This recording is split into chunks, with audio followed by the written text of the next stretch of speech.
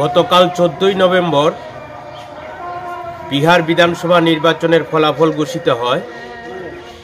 বিহার বিধানসভা নির্বাচনে বিহারের শাসক গোষ্ঠী অর্থাৎ জেডিইউ এবং বিজেপি জোট এনডিএ বিপুল ভোটে তারা ক্ষমতায় প্রতিষ্ঠিত হওয়ার অবস্থান তৈরি হয়।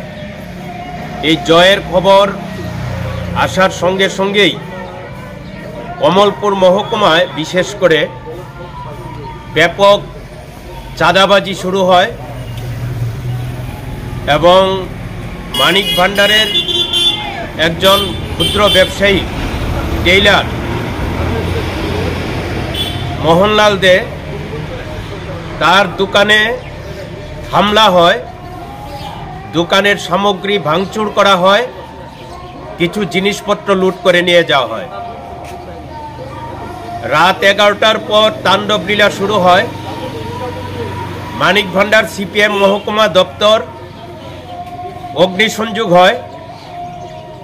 এই মহকুমা দপ্তর প্রায় 9 বার বিজেপি দুর্বৃত্তরা আগুন দিয়েছে, ভাঙচুর করেছে, বিভিন্ন গুরুত্বপূর্ণ সামগ্রী লুট করে নিয়েছে।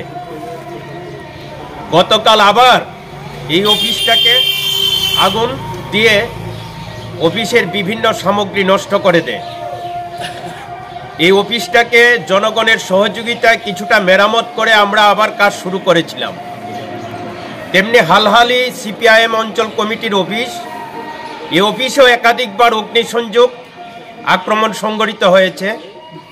জনগণের কাছ থেকে অর্থ সংগ্রহ করে এই অফিস মেরামত করে আবার রাজনৈতিক সাংগঠনিক কাজ এই অফিসকে ভিত্তি করে শুরু হয়।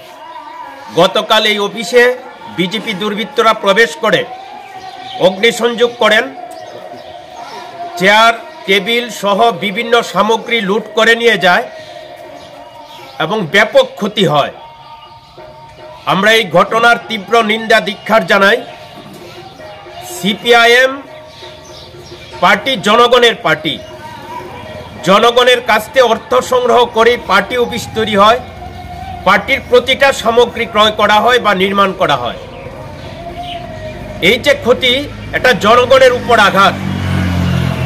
সিপিআইএম দুর্নীতির টাকা স্পর্শ করে না, কর্পোরেটের টাকা স্পর্শ করে না, ইলেকট্রাল বন্ডের টাকা স্পর্শ করে না। জনগণের পার্টি জনগণের কাছ থেকে অর্থ সংগ্রহ করে পার্টির সমগ্র সামগ্রিক রাজনৈতিক সাংগঠনিক কর্মসূচি পরিচালনা করে থাকে। এই আক্রমণ অবশ্যই অত্যন্ত নিন্দনীয় এবং ধিক্কার জানাই। আমরা জনগণের কাছে আবেদন জানাবো, ত্রিপুরায় 7.5 বছরের বিজেপি জোট সরকার পরিচালিত হচ্ছে, গণতন্ত্র আক্রান্ত, স্বাভাবিক কাজকর্ম করা যায় না, কোনো ন্যায্য দাবির ভিত্তিতে আন্দোলন করতে গেলে আক্রান্ত হয়, রক্তাক্ত হয়, শহীদের মৃত্যুবরণ করেন। কাজেই গণতন্ত্র পুনরুদ্ধারের সংগ্রামে গোটা ত্রিপুরার মানুষ প্রস্তুত হচ্ছেন।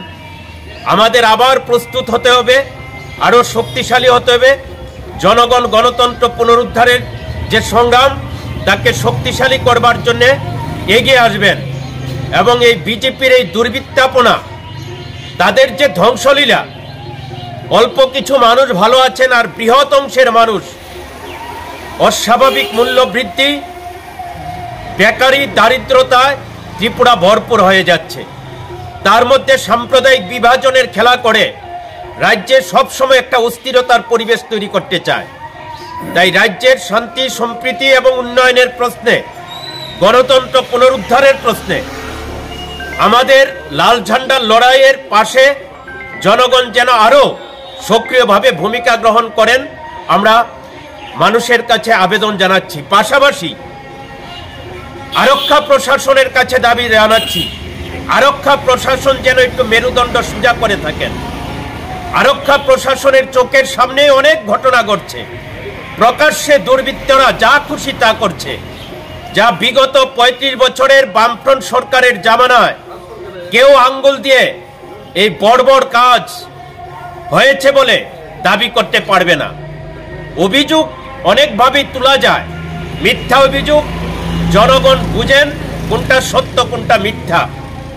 বিগত বামফ্রন্ট সরকারের আমলে উন্নয়ন যেমন ছিল, গণতন্ত্র ছিল, মানুষের কথা বলার জায়গা ছিল, প্রতিবাদ করবার সুযোগ ছিল, আজকে ত্রিপুরা সব কিছু ধ্বংস করে দিয়েছে। তাই ধ্বংসের হাত থেকে ত্রিপুরাকে রক্ষা করবার জন্য শান্তিকামী উন্নয়নকামী মানুষ এগিয়ে আসুন।